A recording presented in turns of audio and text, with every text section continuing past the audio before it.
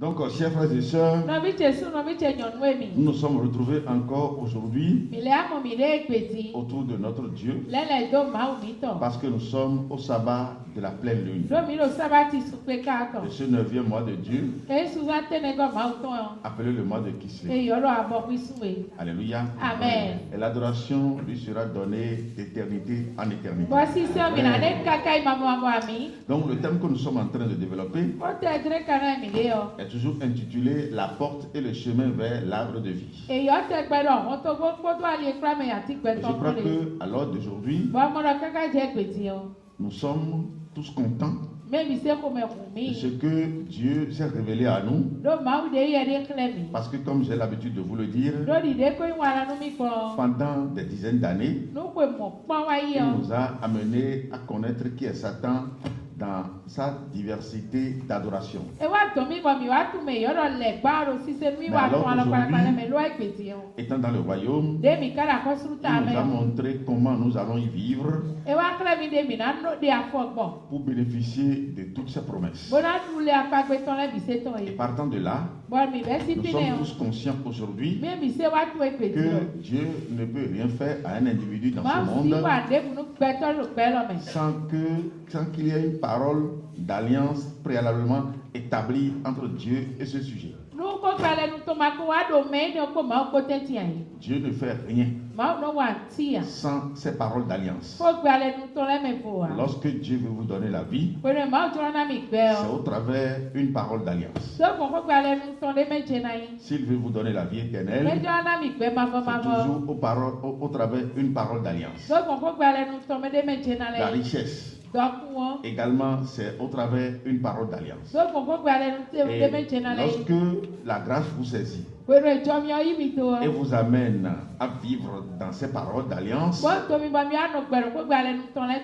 alléluia, vous n'allez plus fournir d'efforts, mais c'est lui, Dieu lui-même, qui se met à votre place et qui vous fait tout. Alléluia. Amen. À un moment donné, Abraham a compris. Parce qu'au moment où Dieu l'avait appelé, lui croyait qu'il allait jouer un rôle avant de bénéficier de tout ce que Dieu lui avait promis. Et même s'il devrait jouer un rôle, ce ne serait pas en dehors de la parole que Dieu va lui dire.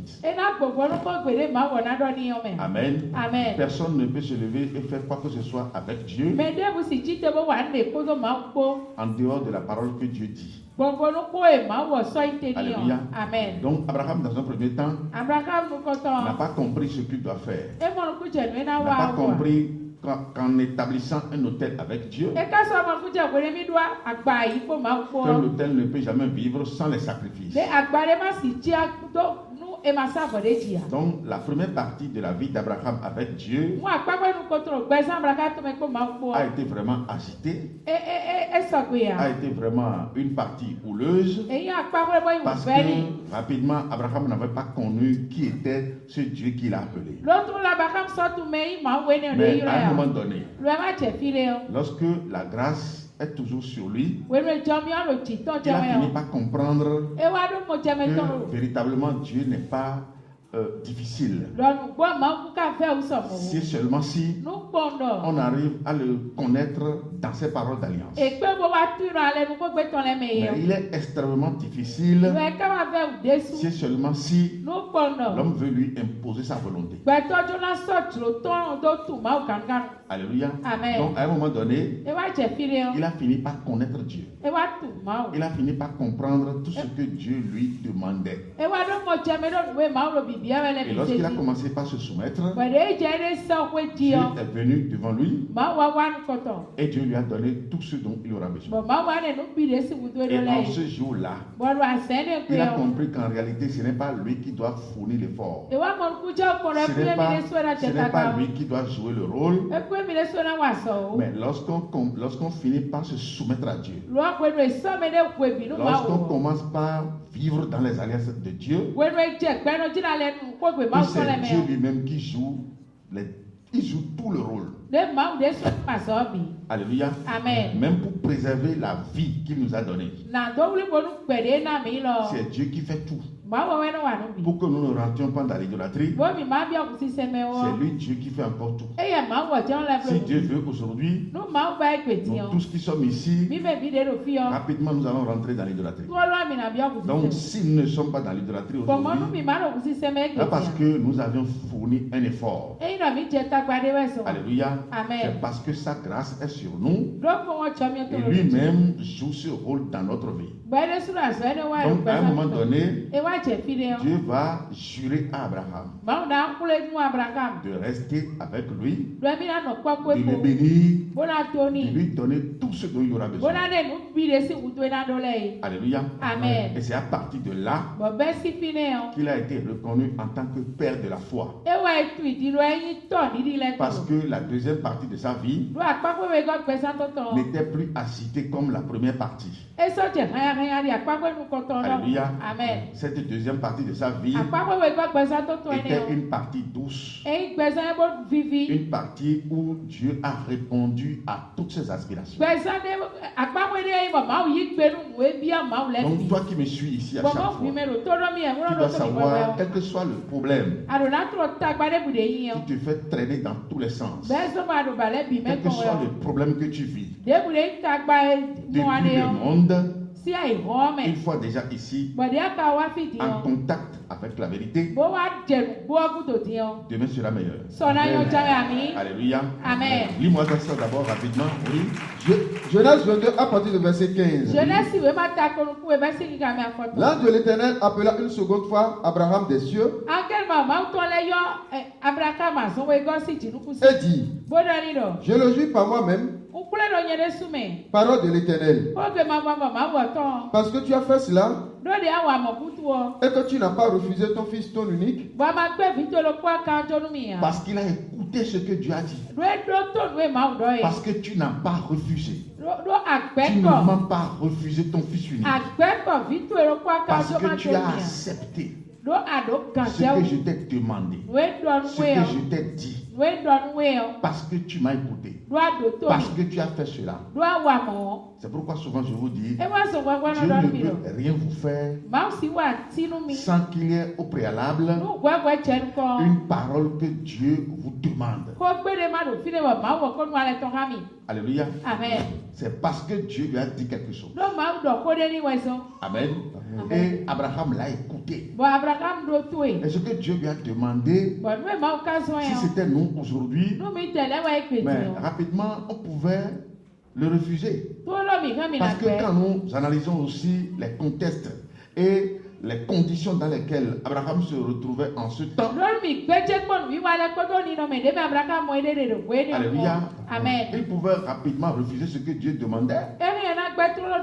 Parce que c'est ce même Dieu qui avait chassé Ismaël. Parce que Ismaël n'est pas enfant d'Abraham. Il n'est pas l'enfant de la circoncision. Il n'est pas l'enfant de l'alliance. Ismaël est enfant d'Abraham. Parce qu'il y a une différence entre Abraham et Abraham. Alléluia. Amen. C'est pourquoi Dieu lui a demandé de chasser Ismaël. Et sa mère Agar. Alléluia. Amen. Et voilà le seul enfant qui lui reste, c'est lui qui est Isaac. Alléluia. Amen. Le seul, l'unique. Et c'est ce que Dieu va demander. Il dit, prends Isaac, ton fils, ton unique. Ça veut dire que Ismaël n'a pas été considéré. Alléluia. Amen. Ismaël n'est pas dedans. Il est hors camp. Alléluia. Amen. Donc les descendants d'Ismaël doivent profiter de ce message pour comprendre leur origine, pour comprendre où ils sont aujourd'hui. Parce que n'ayant pas toujours la connaissance, ils croyaient avoir toujours adoré le Dieu d'Abraham. Le Dieu d'Abraham est différent du Dieu d'Abraham. Le Dieu d'Abraham, c'est ce Dieu qu'il avait adoré dans sa maison paternelle à Mésopotamie. Et Abraham était idolâtre. Il adorait les fétiches dans la maison de son père. C'est pourquoi lorsque Dieu est venu à lui, Dieu lui a dit de quitter sa maison paternelle, de quitter son pays, de quitter les pratiques de la maison paternelle, de quitter l'adoration du Dieu soleil. Alléluia. Amen. Parce que l'adoration que Abraham pratiquait auparavant n'est pas l'adoration de Dieu, du seul vrai Dieu, créateur du ciel et de la terre. Alléluia. Donc, amen, lorsque Dieu l'a appelé, Dieu lui a fait des promesses. Et quand vous voyez tout ce que Abraham avait vécu, alléluia, ce n'était pas du tout facile. Mais lorsqu'il a commencé par comprendre, alléluia, il s'est soumis totalement à Dieu. Parce que Dieu va lui demander maintenant de lui sacrifier son fils unique, le seul qui lui restait, qui est Isaac. Et Abraham n'a pas refusé. Alléluia. Amen. Il a pris l'enfant. Il a pris la direction que Dieu lui a donnée pour aller faire exactement ce que Dieu a dit. Et Dieu l'a laissé jusqu'à aller à la fin. C'est pourquoi aujourd'hui il est qualifié de père de la foi. Amen. Amen. Et c'est Dieu qui va retenir sa main en l'air pour lui dire: ne fais pas du mal à cet enfant. Parce qu'aujourd'hui, je sais que tu m'aimes. Lorsque vous transgressez une parole d'alliance que Dieu a faite avec vous, il vous classe dans les rebelles. Il vous déclare en tant que son ennemi. C'est pourquoi ici il est en train de parler à Abraham. Il dit: puisque tu m'as écouté, puisque tu as fait cela, alléluia. Amen. Il dit: je le jure. Mais heureux est celui-là devant qui Dieu donne ses paroles. Dieu vient devant un être humain et il lui parle en ces termes. Il dit: je te jure que je vais te faire ceci. Alléluia. Amen. Vas-y. Genèse 22, verset 16. L'ange de l'Éternel appela une seconde fois Abraham des cieux et dit: je le jure par moi-même, parole de l'Éternel, parce que tu as fait cela et que tu n'as pas refusé ton fils, ton unique, je te bénirai et je multiplierai ta postérité comme les étoiles du ciel et comme le sable qui est sur le bord de la mer. Et ta postérité possédera la porte de ses ennemis. Alléluia. Amen. À ce niveau, c'est Dieu qui joue les deux rôles. Ce que Abraham devrait faire, ce rôle sera joué par Dieu lui-même. Et Dieu va aussi jouer son propre rôle. Tandis que ici, Abraham n'aura plus rien à faire dans cette affaire. Alléluia. Amen. Mais quand vous voyez sa première partie, la première partie de sa vie avec Dieu, vous allez constater que c'était difficile pour lui de jouer son rôle. Alléluia. Amen. Donc c'est pour dire quoi? Nous vous ramenons sur ce que Dieu est en train de faire avec nous dans son royaume. Au cours du mois passé, tout ce qu'il nous a enseigné, ces paroles d'alliance ce qu'il nous a enseigné. Représente lui-même. Alléluia. Amen. Représente lui-même. Vous ne pouvez pas connaître Dieu en dehors de sa parole. On ne connaît pas Dieu dans la prière. On ne connaît pas Dieu dans la programmation. On ne connaît pas Dieu dans le jeûne. On ne connaît pas Dieu parce qu'on prie tous les premiers vendredis du mois. Tous les premiers jeudis du mois. Bougie, il faut s'aider, il veut passer.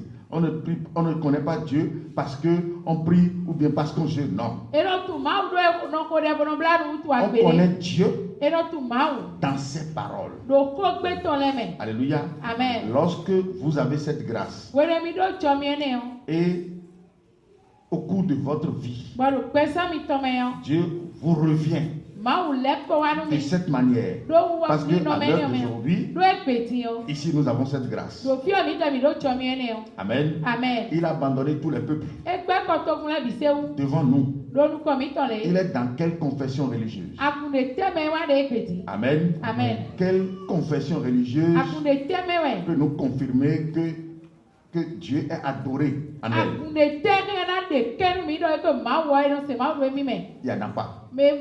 Alléluia. Amen. Donc, malgré le rejet systématique de toutes les confessions religieuses aujourd'hui, parce que l'homme aujourd'hui se donne toutes les peines possibles pour se faire plaire à Dieu. Et voilà que Dieu n'en veut plus. Amen. Amen. Au même moment où il est en train de rejeter beaucoup de personnes, en ce même moment, il vient à nous et il nous embrasse. Alléluia. Donc cette parole qu'il est en train de nous révéler représente lui-même. Si vous voulez l'adorer, vous devez garder ces paroles une à une dans votre esprit. Vous ne devez jamais les oublier. Le jour où vous allez les oublier, lui aussi il oublie. Alléluia. Amen. Il dit, mon peuple périt faute de connaissance. Puisque tu as oublié la loi de ton Dieu, j'oublierai aussi tes enfants et tu seras dépouillé de mon sacerdoce. Pourquoi nos patriarches n'avaient pas vécu éternellement malgré la volonté de Dieu jusqu'à aller les sauver de l'Égypte? Pourquoi nos patriarches avaient perdu d'ailleurs la vie sur le chemin? Ils ne sont pas allés sur la terre promise. Alléluia. Amen. Mais Dieu n'est pas un menteur. Lorsqu'il vous parle, alléluia, Amen. il a toutes les compétences possibles pour amener sa parole à l'accomplissement. Dieu a la capacité et la possibilité d'amener le peuple d'Israël sur la terre promise. Le peuple n'est pas y allé parce que le peuple n'a pas voulu. Parce que sur le chemin, au moment où Dieu est en train de leur donner des instructions, le peuple a rejeté systématiquement tout ce qui venait de Dieu et a préféré s'enseigner lui-même. Ta vie ne t'appartient pas. Ta vie appartient à Dieu. Mais si ta vie appartient à Dieu, tu dois savoir que toi-même debout, d'emblée tu appartiens à quelqu'un. Donc si tu appartiens à quelqu'un, si tu dépends de quelqu'un, ça revient à cette personne de te donner les bonnes instructions. C'est celui-là qui va t'enseigner. Tu ne peux pas t'enseigner toi-même parce que tu vas toujours commettre des erreurs.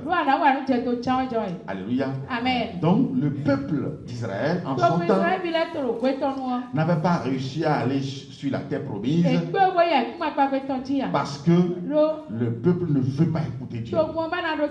Alors que Dieu a décidé de se révéler à lui au travers la parole qu'il a donnée à Moïse.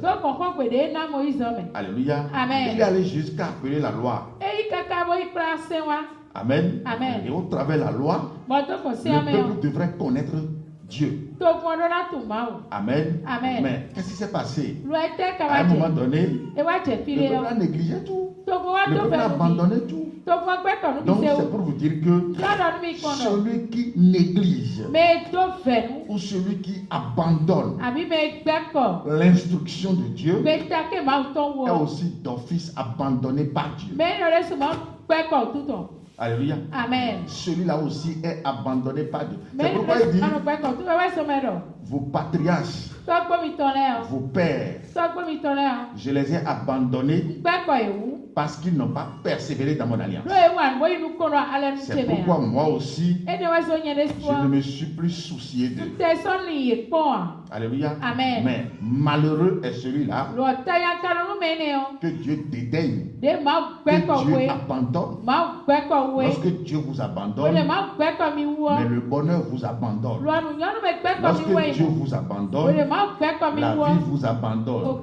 Imaginez quelqu'un que le bonheur a abandonné. Si le bonheur abandonne quelqu'un, le contraire du bonheur, c'est le malheur. Ça veut dire que c'est le malheur qui sera toujours son ami. Amen. Amen. Si le malheur est l'ami de quelqu'un, celui-là va vivre toujours dans l'amertume. Il aura toujours une vie amère. Amen. Amen. Il dit vos pères n'ont pas persévéré dans mon alliance. C'est pourquoi moi-même je ne me suis plus soucié. Donc tu dois savoir quoi? Dieu t'a fait grâce. Et ce qu'il a refusé à beaucoup de personnes sur la terre, c'est ça qu'il a rendu possible dans ta vie. Par conséquent, tu dois savoir d'abord que tu es heureux. Alléluia. Amen. Beaucoup autour de toi, dans tes allers-retours, ne comprennent pas ce que toi tu as aujourd'hui dans ta vie. Alléluia. Amen. Lis-moi ça là d'abord. Hébreux 8 à partir du verset 7. En effet, si la première alliance avait été sans défaut, il n'aurait pas été question de la remplacer par une seconde. Car c'est avec l'expression d'un blâme que le Seigneur dit à Israël. Voici les jours viennent, dit le Seigneur, où je ferai avec la maison d'Israël et la maison de Juda une alliance nouvelle, non comme l'alliance que j'ai traitée avec leur père, le jour où je les saisis par la main pour les faire sortir du pays d'Égypte. Car Amen. Il n'a pas oublié l'histoire. L'histoire du peuple d'Israël avec lui. Il n'a pas oublié. Alléluia. Amen. Mais je sais que en toi aujourd'hui, il pourra oublier cette histoire. Parce que tu ne vas pas agir comme ce peuple. Tu ne vas pas abandonner son alliance comme ce peuple. Car ils n'ont pas persévéré dans mon alliance. Et moi aussi, je ne me suis pas soucié d'eux, dit le Seigneur. Mais voici l'alliance que je ferai avec la maison d'Israël. Après ces jours, dit le Seigneur, je mettrai mes lois dans leur esprit. Je mettrai mes lois dans leur esprit. Mes lois signifient mes paroles. J'écrirai mes paroles dans leur esprit. Donc ce que Dieu nous enseigne au travers de sa personne aujourd'hui, toutes ces paroles d'alliance sont écrites dans ton esprit. Par conséquent, tu ne peux jamais les oublier. Parce que tu ne peux pas vivre sans l'Esprit de Dieu. Aussi longtemps que l'Esprit de Dieu serait en toi, ça veut dire que tu ne vas jamais oublier toutes ces paroles d'alliance. J'écrirai mes lois, mes paroles d'alliance dans leur esprit. Qu'est-ce que le Seigneur Jésus est venu faire? Dans le livre de Jean 17, Amen. Au moment où il était pratiquement à la fin de sa mission, il a présenté tout ce qu'il a fait à son Dieu.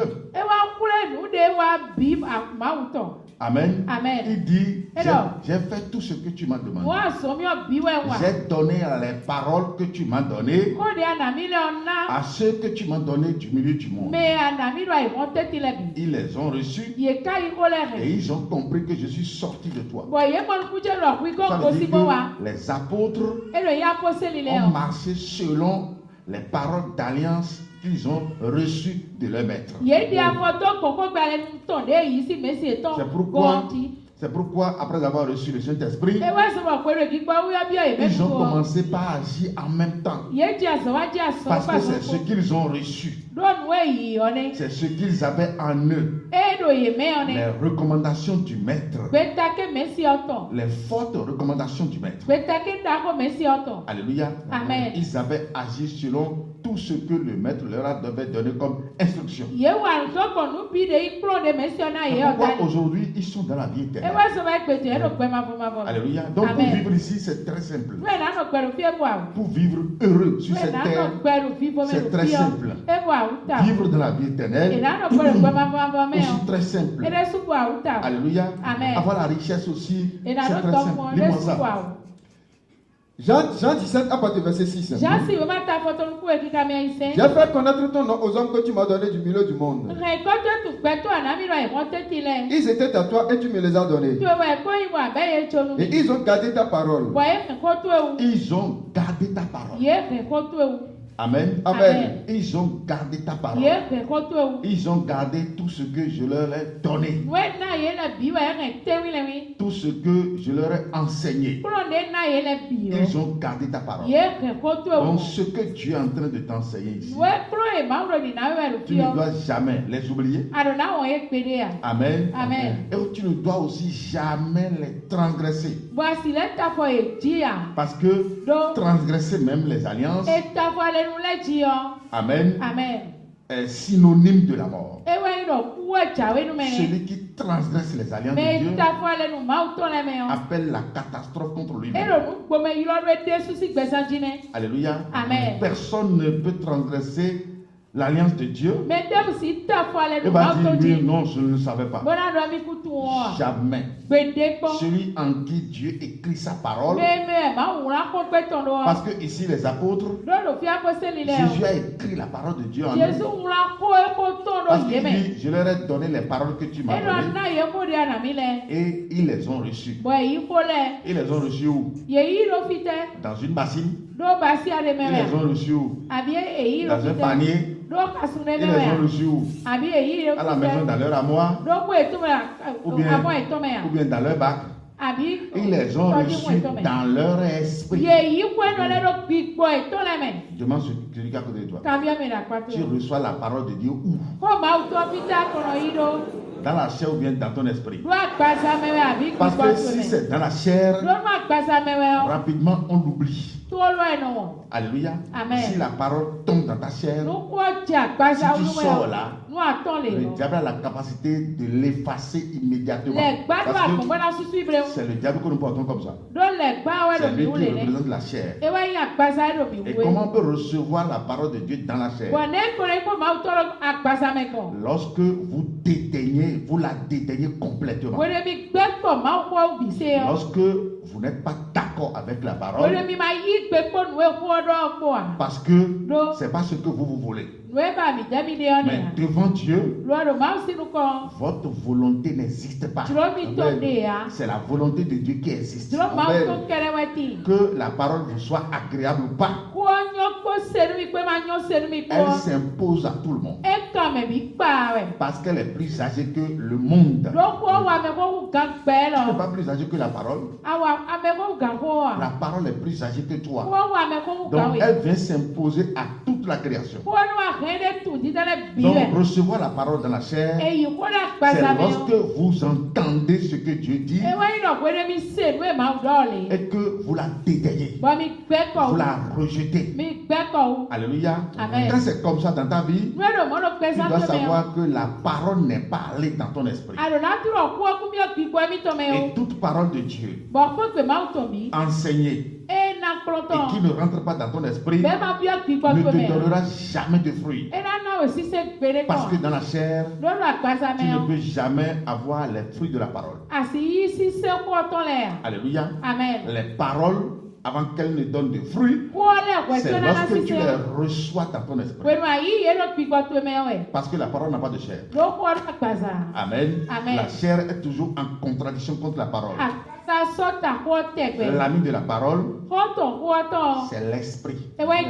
L'esprit de Dieu. Alléluia. Amen. Donc celui qui reçoit la parole dans la chair ne peut jamais bénéficier d'elle. Parce que rapidement, Satan pourrait annuler cette parole. Alléluia. Amen. Donc tout ce que, vas-y, tout ce que Dieu nous enseigne doivent être gardés dans ton esprit. Amen. Amen. Que tu le veux ou pas. Alléluia. Amen. Parce que une chose est certaine. Tu veux vivre. Oui ou non? Oui. Tout le monde veut vivre. Tu veux le bonheur. Donc que tu veuilles ou pas, c'est ce que Dieu dit qui te donne le bonheur. C'est ce que Dieu dit qui te donne la vie. Amen. Amen. Donc si tu veux le bonheur et la vie, obligatoirement, tu dois te soumettre à tout ce que Dieu dit. Amen. Amen. Vas-y.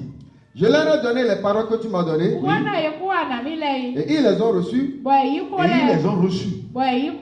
Ils les ont reçues. Alors que c'est des pécheurs. Des pécheurs qui ont oublié leur bac.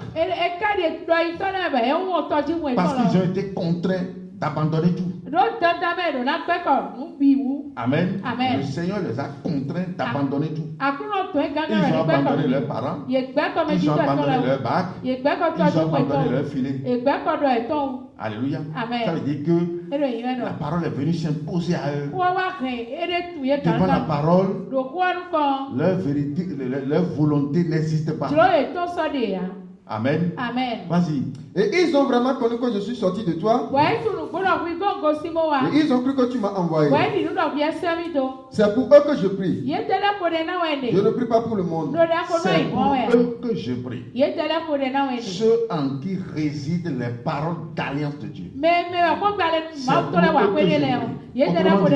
Lorsque la parole est en vous, lorsque ce que Dieu vous enseigne n'est pas dédaigné, n'est pas abandonné, lorsque vous les acceptez, vous bénéficiez du soutien indéfectible de Jésus-Christ. Amen. Et jusqu'à présent, il continue toujours de prier. C'est pour eux que je prie. C'est pourquoi David a donné ce bon conseil à son fils. Il dit, connais le Dieu de ton père. C'est le d'un cœur dévoué. Et d'une âme bien disposée. Si tu le cherches, il se laissera découvrir par toi. Mais si tu l'abandonnes, il te rejettera pour toujours. Comment on peut abandonner Dieu? Comment on peut abandonner le Seigneur Jésus? Lorsque vous abandonnez les paroles qui vous sont enseignées. Celui qui abandonne l'enseignement de Dieu abandonne Dieu. Parce qu'au commencement était la parole. La parole, lis-moi ça dans Chronique. Au commencement était la parole. La parole était avec Dieu. Et la parole était Dieu. Alléluia. Amen. Ne croyez pas qu'un jour vous allez voir un fantôme dans un coin et vous allez dire que c'est Dieu là. Dieu n'est pas un fantôme. Amen. Amen. Peut-être le diable est un fantôme. Le diable peut se transformer en fantôme, d'accord. Mais Dieu n'est pas un fantôme. Tu es en train déjà de voir Dieu. Tu ne peux plus voir Dieu plus que ça. Il te parle bouche à bouche. Et tu écoutes ses paroles. Amen. En dehors de ça, tu ne peux plus le voir. Si à l'heure d'aujourd'hui, amen, si toi tu ne parviens pas à le voir, malgré qu'il t'a donné 7 yeux sur le plan spirituel, ça veut dire qu'il n'y a pas plus aveugle que toi. Parce que celui qui est aveugle par rapport à ces 7 yeux spirituels ne peut plus rien voir. Ce n'est pas les 2 yeux que nous avons dans la chair qui nous conduisent. Nous sommes conduits par nos 7 yeux spirituels. Donc, à l'heure d'aujourd'hui, tu es en train de voir Dieu, tu l'entends, tu l'écoutes. Par conséquent, toi, tu dois vivre mieux. Parce que celui qui arrive à le voir, qui arrive à l'écouter, qui arrive à discuter avec lui, mais celui-là doit vivre mieux. Pourquoi le monde souffre? Le monde souffre parce que le monde ne voit pas Dieu. Amen. Amen. Et l'homme n'a pas été créé pour être éloigné de Dieu. C'est pourquoi il a été créé à l'image et à la ressemblance de Dieu. Le milieu de vie de l'homme, c'est en Dieu. Donc si Dieu t'a accordé cette grâce de le voir à chaque fois, à chaque jour, si Dieu te permet de le voir, tu l'as déjà vu ce matin avant de venir. Qui l'a vu? Tu l'as déjà vu? Tu sais qu'aujourd'hui c'est sabbat. Va demander aux chrétiens. Aujourd'hui c'est quel jour? Mais on te dit que c'est vendredi. Alléluia. Celui qui dit que c'est vendredi, lui il est aveugle. Il ne comprend pas. Il n'a pas vu Dieu. Toi tu sais que c'est sabbat. La lune à la pleine vraiment. La lune à la pleine non. Mais c'est toi qui le vois. Qui a arrondi la lune? C'est demande à celui qui a côté de toi. Qui a donné la forme ronde à la lune? C'est qui? Toi tu sais qu'aujourd'hui la lune serait à la pleine non. Tu le sais. Et tu sais que c'est Dieu. Donc ça veut dire que ce que Dieu veut faire dans 1 mois, dans 3 mois, dans 4 mois, dans 5 mois, toi ici tu le sais déjà. Si toi tu le sais déjà, ça veut dire que tu es heureux. Tu es heureux. Tu ne seras jamais surpris par un malheur. Jamais. C'est toujours le bonheur qui va te frapper la porte. Celui qui ne sait pas qu'aujourd'hui serait la pleine lune, c'est lui qui est ignorant. Et c'est lui qui sera surpris par les calamités de ce monde. Donc, tu vois Dieu. Tu écoutes Dieu, tu discutes avec lui, tu parles, il t'écoute. Par conséquent, toi tu dois vivre mieux. Amen. Amen. Une telle personne ne peut plus se lever même pour transgresser les alliances de Dieu. C'est pourquoi ici le Seigneur est en train de dire, c'est pour eux que je prie. Amen. Amen. Il ne prie pas pour tout le monde. Il prie pour ceux-là à qui la grâce a été accordée pour voir Dieu, pour garder la parole de Dieu, pour connaître Dieu, pour vivre dans les alliances de Dieu. Donc tu dois savoir que, étant toujours dans l'alliance de Dieu, il y a cette prière qui est toujours faite en ta faveur. Et la prière ici, ce n'est pas la malédiction.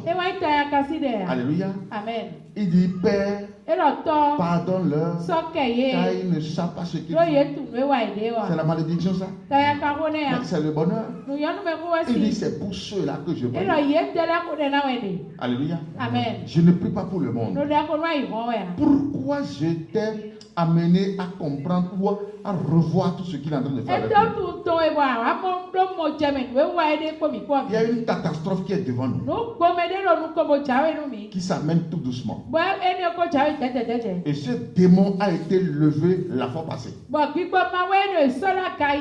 Et on l'a appelé Christ roi. Alléluia. Amen. Alors que c'est pas le Christ. C'est pas le vrai Christ.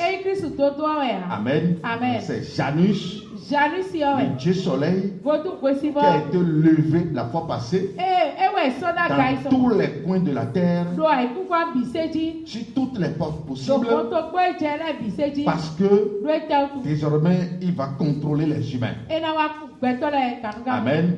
Mais toi tu es averti parce qu'aujourd'hui tu n'es plus ignorant, mais tu es sachant déjà. Celui qui est sachant, celui à qui Dieu enseigne la vérité, ne doit plus quitter la vérité. Parce que après avoir reçu la vérité, la connaissance de la vérité, vous ne pouvez plus partiser avec le mensonge. Amen. Celui qui après avoir, lis-moi ça, celui qui après avoir connu la vérité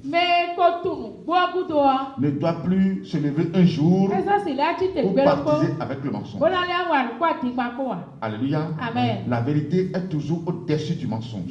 La vérité est éternelle, mais le mensonge a une courte durée de vie. Alléluia. Amen. Lis-moi ça rapidement. Hébreux 10 à partir du verset 26. Car si nous péchons volontairement après avoir reçu la connaissance de la vérité, il ne reste plus de sacrifice pour les péchés,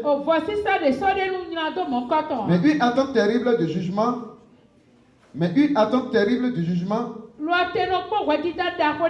Et l'ardeur d'un feu qui dévorera les rebelles. Alléluia. Amen. Si nous péchons volontairement, ici, le péché ici, c'est ce péché qui est contre la vérité. Si nous péchons volontairement, après avoir reçu la connaissance de la vérité, le contraire de la vérité, c'est le mensonge. Ça veut dire que le péché ici, c'est le mensonge. Ça veut dire qu'après avoir connu la vérité, celui qui rentre encore dans le mensonge. Et le père du mensonge, c'est quoi? Le père du menteur, c'est quoi? C'est qui le menteur et le père du mensonge? Dis-moi ça. Oui. Jean 8, verset 44. Vous avez pour père le diable et vous voulez accomplir les désirs de votre père. Il a été maîtrisé dès le commencement et il ne se tient pas dans la vérité. Il ne se tient pas dans la vérité. Il est opposé à la vérité. Donc toi qui as reçu la vérité, toi qui as reçu la connaissance de la vérité, tu as l'obligation de te tenir dans la vérité. Tu ne peux plus te lever contre la vérité. Parce que si tu le fais, tu auras pour père le diable. Parce que c'est lui qui est opposé à la vérité. Oui, vas-y. Et il ne se tient pas dans la vérité parce qu'il n'y a pas de vérité en lui. Lorsqu'il profère le mensonge, il parle de son propre fond. Car il est menteur et le père du mensonge. Amen. Il est menteur et le père du mensonge. Donc, après avoir reçu la connaissance de la vérité, alléluia, reprends la lecture là. Hébreux 10, verset 26 à 27. Car si nous péchons volontairement après avoir reçu la connaissance de la vérité, il ne reste plus de sacrifice pour les péchés. Amen. Nous qui sommes ici, vous devez savoir que nous sommes déjà à notre dernière page. Amen. Nous sommes à notre dernière page. Il y a plus de pages pour nous par rapport au salut. Nous sommes déjà sauvés une fois pour toutes. Alléluia. Amen. Donc, après avoir reçu la connaissance de la vérité, nous devons demeurer dans la vérité. Nous n'allons plus jamais nous lever un jour pour pécher. Et le péché ici a été identifié comme le contraire de la vérité, qui n'est rien d'autre que le mensonge. Et le mensonge, c'est tenir à la place de vrai ce qui est faux. Et c'est l'adoration du Dieu soleil. C'est ça qui est l'idolâtrie. Donc le Saint de Dieu, le très Saint de Dieu que nous sommes, nous ne devons plus jamais rentrer dans l'idolâtrie. Nous n'allons plus jamais croire à tout ce que le monde fait. N'allons plus jamais accompagner le monde dans sa fausseté. Il n'y a jamais de rapport entre le juste et l'infidèle. Il n'y a jamais de rapport entre le temple de Dieu et les idoles. Nous n'allons plus jamais nous mettre ensemble avec les infidèles sous un joug étranger. Le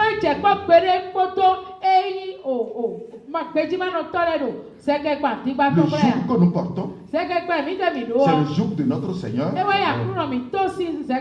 dans lequel nous saurons tout. Il dit portez mon joug, car mon joug est doux et mon fardeau léger, et vous trouverez de repos pour vos âmes. C'est dans cet aspect que nous aurons tout. Mais le joug de l'ennemi détruit notre âme, nous enlève la paix. Alléluia. Amen. Alléluia. Amen. Dis à celui qui est à côté de toi, tu ne dois jamais te mettre ensemble avec les infidèles. Dis-moi ça. 2 Corinthiens 6 à partir du verset 14. Ne vous mettez pas avec les infidèles sous un joug étranger. Quand on parle d'infidèles,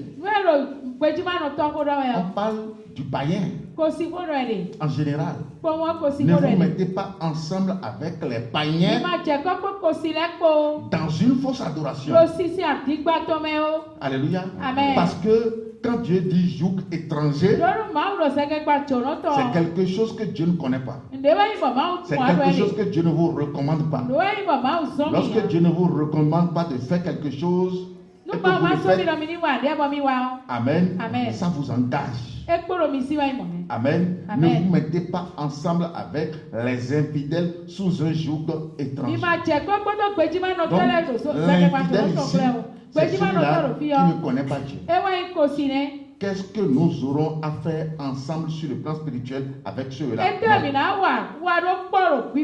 Donc, vous devez savoir que nous sommes en train d'aller à un moment de piège, à un moment hautement prophétique, à un moment où nous devons nous repositionner, où nous allons garder notre intégrité. Tu dois rester ferme. Amen.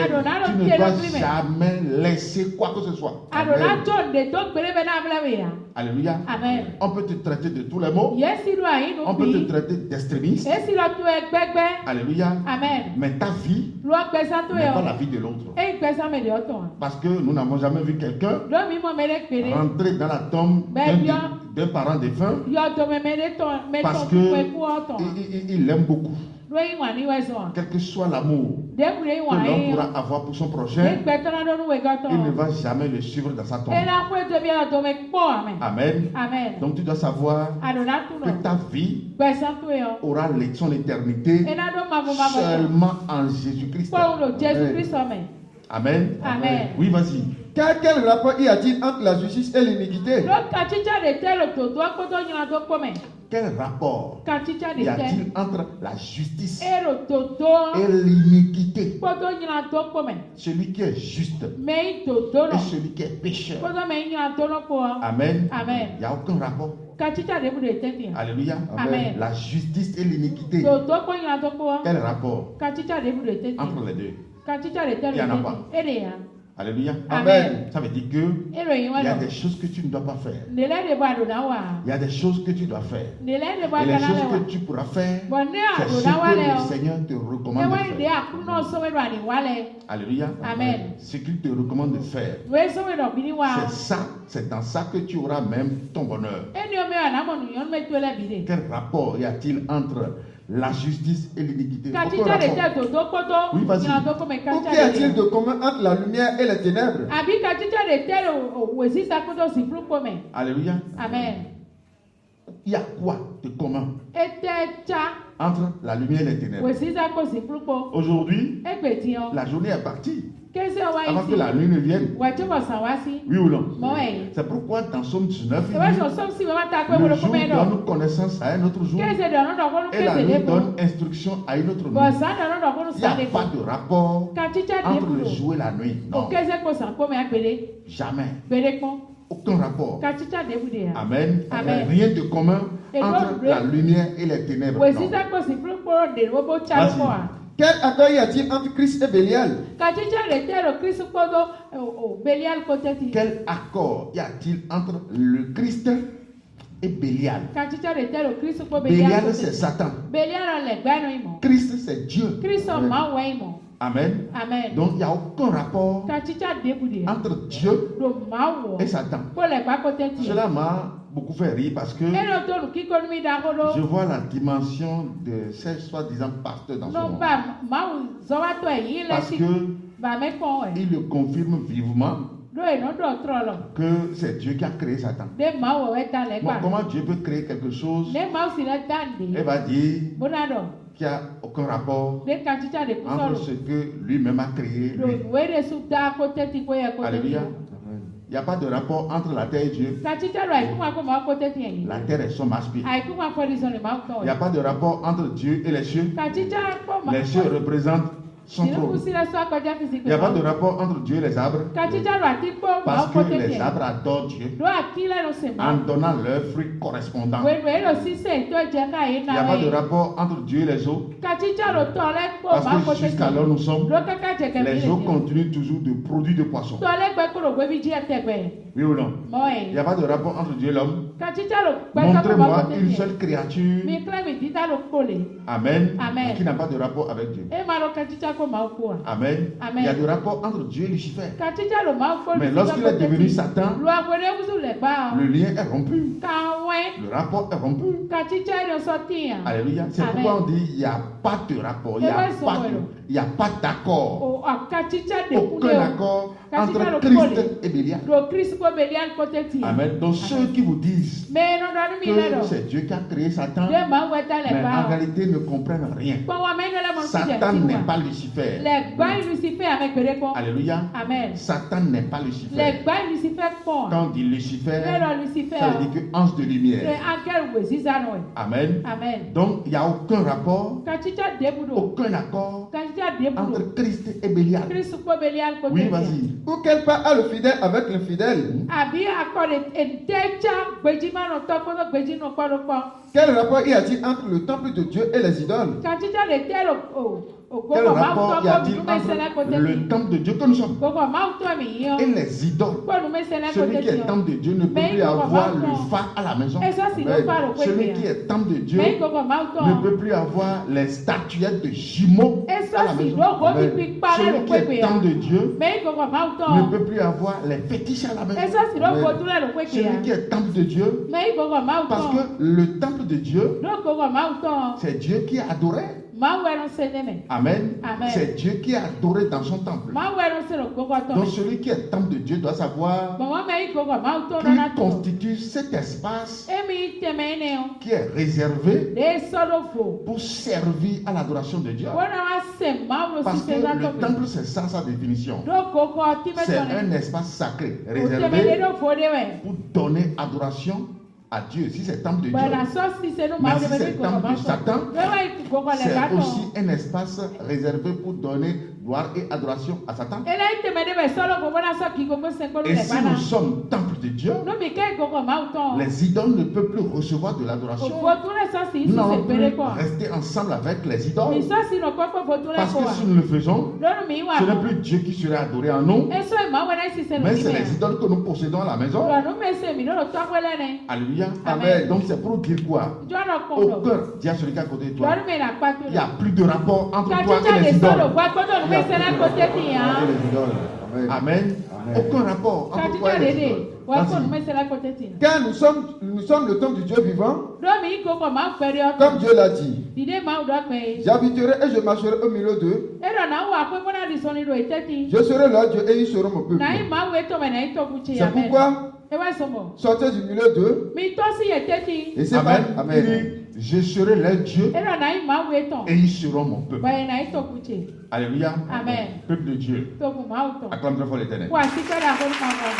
Il dit, je serai leur Dieu et ils seront mon peuple. C'est pourquoi. Écoute-moi, oui, vas-y. C'est pourquoi sortez du milieu d'eux et séparez-vous, dit le Seigneur. C'est pourquoi sortez du milieu d'eux et séparez-vous, dit le Seigneur. Amen. Amen. Sortez du milieu d'eux. Mon frère, ma soeur. Amen. Amen. Dieu nous lance un appel fort qui ne doit jamais tomber dans les oreilles des sourds. Alléluia. Amen. Parce que nous ne sommes pas sourds ni aveugles. Alléluia. Amen. Autrefois, étant idolâtres, nous étions des sourds et des aveugles. Mais à l'heure d'aujourd'hui, nous voyons et nous entendons. Par conséquent, nous n'allons plus marcher la tête renversée comme autrefois. Cet appel fort ne doit pas tomber dans les oreilles des sourds. Sortez du milieu d'eux. Vas-y. Sortez du milieu d'eux et séparez-vous, dit le Seigneur. Ne touchez pas à ce qui est impur. Ne touchez pas à ce qui est impur. Dieu, notre Dieu, il est pur. Amen. Et il veut que nous le touchions. Amen. Et plus que le toucher, il est en nous. Et nous sommes ensemble avec lui. Alléluia. Amen. Et il nous recommande vivement de ne jamais toucher à ce qui est impur. Alléluia. Amen. Nous n'allons plus rester ensemble avec ce qui est impur. Qu'est-ce qui est impur? C'est le diable qui est impur. Nous sommes purs. Parce que dans le livre de Jean 15, verset 3, il dit déjà vous êtes purs à cause de la parole que je vous ai enseignée. Celui qui a été rendu pur ne va plus attirer les choses impures vers lui-même. Le pur marche avec les choses pures. L'impur marche avec les choses impures. Parce qu'il n'y a aucun rapport entre le pur et l'impur. Ne touchez pas. Lis-moi ça d'abord dans Jean 15. Jean 15, verset 3. Oui. Déjà vous êtes purs à cause de la parole que je vous ai annoncée. Continue la lecture ici. Oui. Séparez-vous, dit le Seigneur. Oui. Ne touchez pas à ce qui est impur. Ne touchez pas à ce qui est impur. Oui. Et je vous accueillerai. Et je vous accueillerai. Ne touchez pas à ce qui est impur. Et je vous accueillerai. Oui. Je serai pour vous un père. Et vous serez pour moi des fils et des filles. Dit le Seigneur Tout-Puissant. Alléluia. Amen. La Noël déclarée fête de l'anniversaire de Jésus est-elle vraie ou fausse? Est-ce que la Noël est véritablement une fête pour l'enfant de Dieu? Chers frères, chers sœurs, c'est malheureux ce qui se passe aujourd'hui. La Noël n'a jamais été une fête depuis le commencement jusqu'à l'heure où nous sommes. Quel que soit dans l'Ancien Testament, dans l'Ancienne Alliance et dans la Nouvelle, la Noël n'a jamais été qualifiée de fête. De fête divine. Aucun verset biblique ne soutient la célébration de la Noël. Par conséquent, nous ne devons jamais toucher à la Noël. Tu ne dois jamais toucher à la Noël.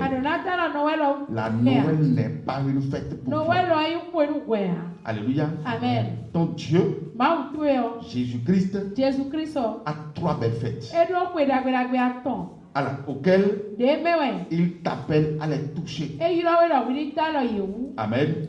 Mais aujourd'hui, il te défend de façon formelle de toucher à la Noël. Nous ne sommes pas des chrétiens. Les chrétiens peuvent faire ce qu'ils veulent. Alléluia.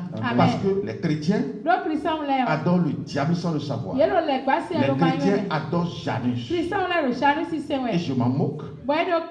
Alléluia. Nous, en tant que peuple très saint de Jésus-Christ, nous qui sommes à l'adoration de Jésus-Christ, n'allons plus jamais nous permettre de nous rallier à ceux-là. N'allons plus jamais toucher à la Noël. C'est quoi l'histoire de la Noël? Alléluia. Autrefois, la fête ne s'appelait pas la Noël. La fête s'appelait la fête du Dieu soleil invaincu. C'était le premier nom que cette fête portait dans le calendrier julien. Alléluia. Amen. Donc c'était une fête mondaine qui rassemblait les peuples. Alléluia. Amen. Au travers laquelle une adoration est donnée au soleil. Parce que l'homme, ne voulant pas connaître Dieu, après avoir imaginé beaucoup de choses, alléluia, amen, a dit que oui, le soleil serait Dieu. Parce que personne n'a jamais réussi à regarder le soleil avec les yeux nus. Lorsque le soleil brille au zénith, aucun être humain ne peut le regarder les yeux nus. Alléluia. Amen. Donc, ils ont compris que le soleil a une intensité très forte. C'est une lumière inaccessible. Et comme Dieu lui-même dit qu'il est une lumière inaccessible, alléluia. Amen. Les humains, à un moment donné, se sont levés parce que, après avoir imaginé beaucoup de choses. Amen. Je donne aussi un autre exemple. L'arc-en-ciel que Dieu avait donné à Noé. Après le déluge, l'arc-en-ciel aujourd'hui reçoit de l'adoration. Oui ou non? Ça, c'est après les imaginations humaines. Quand nous entendrons le bruit de la foudre,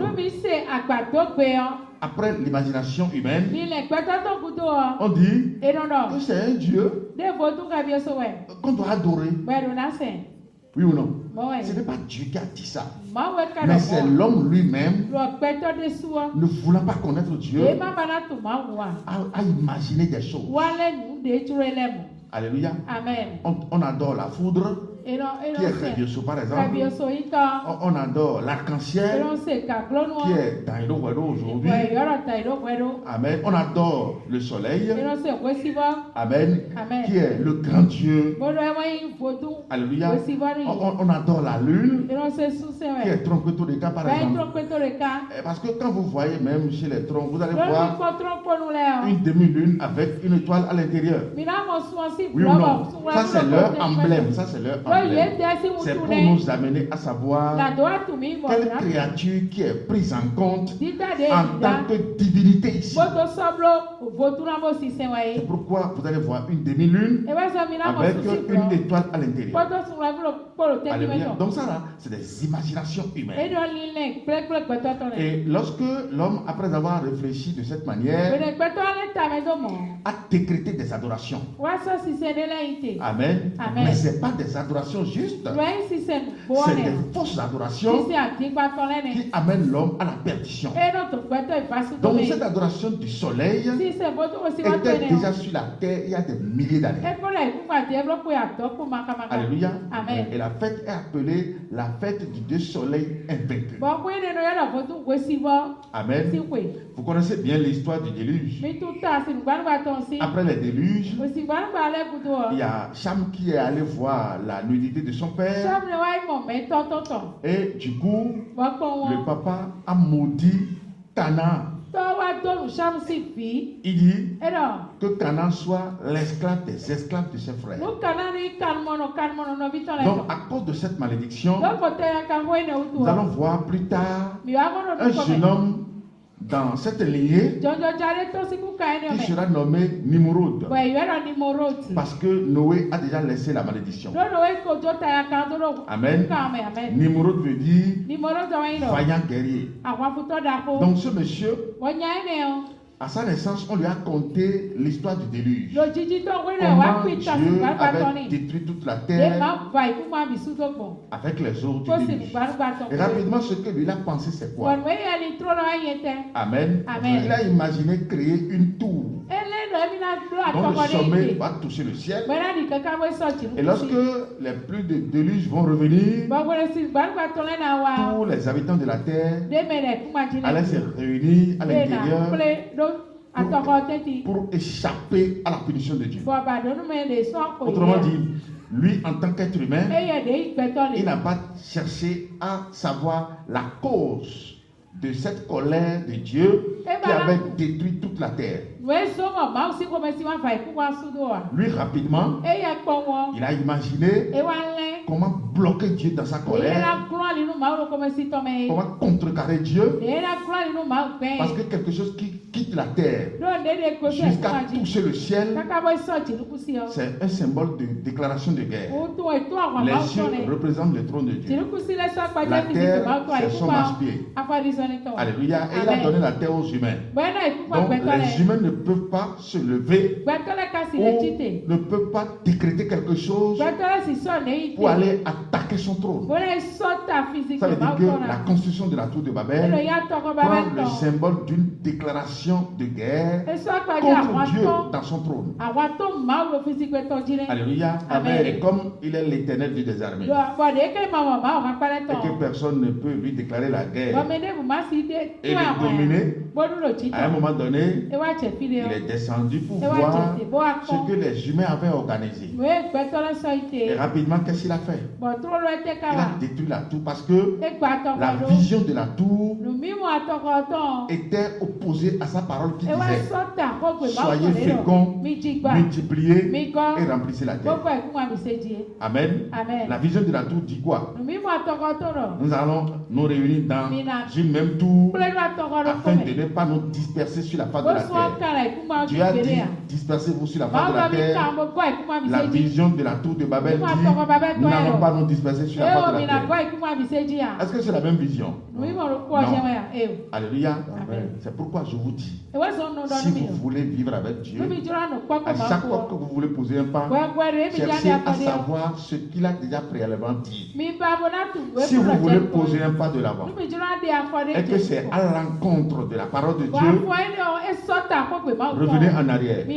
Sinon, vous serez confus. Dieu ne connaît pas un individu, mais il connaît seulement sa parole.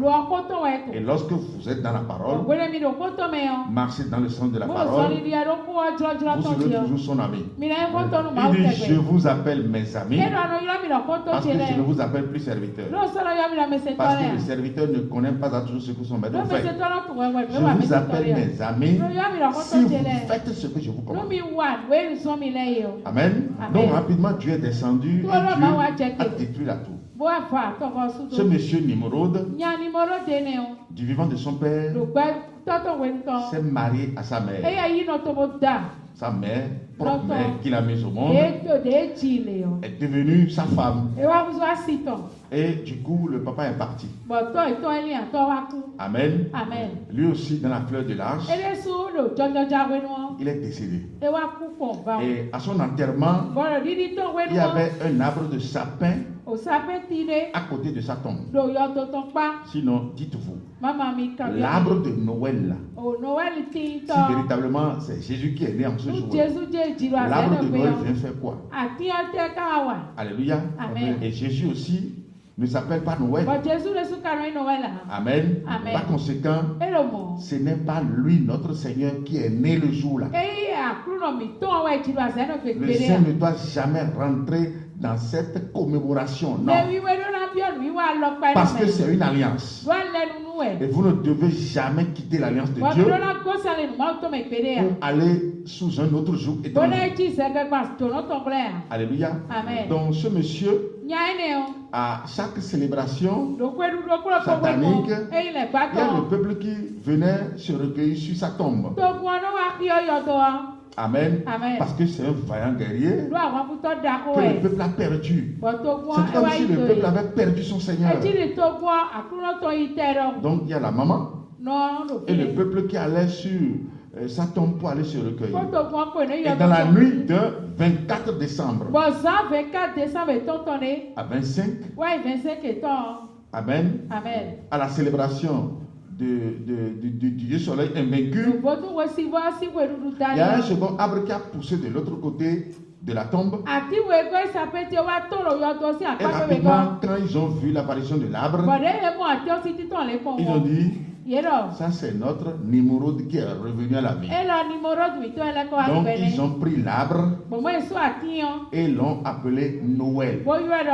Parce que Noël veut dire Nimrod qui est revenu à la vie. Ça veut dire que quand on parle de l'arbre de Noël, c'est l'esprit de mort.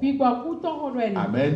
On est en train de renouveler l'esprit de mort. L'esprit de Nimrod décédé.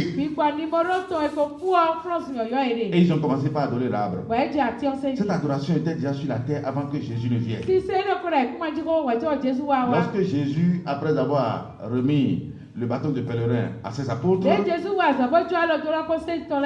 Romains, à un moment donné, ont pris le contrôle de la terre. Ils ont tué tous les zélés de la foi. Ils ont tué tous les apôtres. Et ils ont interdit la parole sur la terre pendant 1200 ans. Alléluia. Amen. Et personne ne parlait de Jésus. Mais le nom Jésus est resté dans les cœurs. Et à un moment donné, après ce temps de grand silence, comme le monde évoluait et qu'on ne pourra plus contrôler, détruire, saccager, tuer, on ne peut plus commettre des actions, parce que au temps primitif,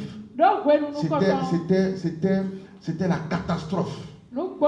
Si tu dis Jésus, on va tuer ton père, te tuer ta femme, tuer tes frères, tuer tes soeurs, tes oncles, tes parents, tous tes amis. Alléluia. Amen. Mais à un moment donné, comme le monde évoluait, ils sont revenus encore, ils ont dit, venez, nous allons adorer Jésus. Et qu'est-ce qu'ils ont fait?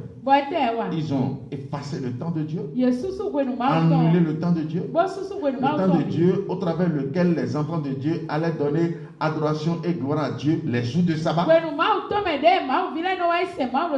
Ils ont annulé ce temps. Alléluia. Amen. Et ils ont imposé le temps de leur Dieu Janus à toute l'humanité. Et qu'est-ce qu'ils ont fait? Ils sont allés chercher les fêtes sataniques qui existaient pour remplir leur organigramme. Ils sont allés par exemple chercher Noël et ils ont dit que c'est Jésus qui est né le 25 décembre. Ils ont pris la statue de maman Nimrod et Nimrod, parce qu'au moment où la maman de Nimrod est décédée aussi, pour rendre perpétuelle l'adoration du Dieu soleil, ils ont demandé à tout le peuple, chacun n'a qu'à planter l'arbre de sapin dans sa maison. C'est pourquoi vous voyez aujourd'hui l'arbre de sapin dans les maisons. Amen. Amen. Ils ont fabriqué une statue, une dame qui porte son bébé à la main, qui est maman Nimrod, portant son bébé Nimrod, qui est devenu plus tard son mari, à la main. Alléluia. Amen. Alléluia. Amen. Et pour célébrer la Noël, on prend la date de 25 décembre. On prend la statue, maman Nimrod et Nimrod. On prend l'arbre de Noël. Noël qui veut dire Nimrod défunt qui est revenu à la vie. Et voilà comment on célèbre la Noël. Alléluia. Amen. Donc, lorsque le christianisme a saisi le monde entier. Ils ont dit, bon, désormais, la statue, ce n'est plus maman numéro 2, numéro 2. Mais c'est marié Jésus. Amen. Ils ont gardé la même date. Ils ont gardé l'arbre de Noël. Et ils ont gardé la fête. Alléluia. Ils ont dit, bon, voilà, la fête ne va pas changer de nom. On va dire que c'est la Noël. Et quelle compréhension il faut avoir? Amen. Comme autrefois c'était la fête du Dieu Soleil invaincu. Et que Jésus a dit qu'il est la lumière du monde. Donc Jésus est Soleil. Donc par conséquent, on va prêcher sa naissance en ce jour-là. Alors que le monsieur n'est pas né dans un hôpital. Il est né dans une bergerie. Aucun médecin n'a été témoin de sa naissance. Et comment on pouvait lui attribuer une date de naissance exacte? Donc c'est comme ça Noël est né. Donc c'est la fête des Vaudounon. Ce n'est pas une fête pour les enfants de Dieu. Donc l'enfant de Dieu que nous sommes, rien ne nous concerne dans ça. Et l'enfant qui naît le jour là, le 25, c'est lui qui sera dédicacé plus tard, dans les 8 jours qui viennent. Et c'est après 8 jours qu'on trouve janvier. Alléluia. 25, 26, 27, 28, 29, 30, 31, 1er. C'est comme ça. La Noël est dédicacée et est devenue encore janvier. Et quand on parle de janvier, c'est le mois de Janus. Janus, c'est le dieu des Romains. C'est le dieu des Romains qui a double visage, connaissant le passé et l'avenir. Donc le monde entier aujourd'hui est gouverné par ce Dieu. Donc celui qui veut adorer Dieu ne doit pas rester dans cette adoration. Tu ne dois jamais mettre ton pied dans une église parce que c'est une veillée de 24 heures. Tu ne dois jamais mettre pied dans une église parce que c'est une veillée de 31 décembre. Cette célébration ne nous concerne pas. Amen. C'est pourquoi Dieu nous a dit, sortez du milieu d'eux et je vous accueillerai. Soyez bénis. Amen.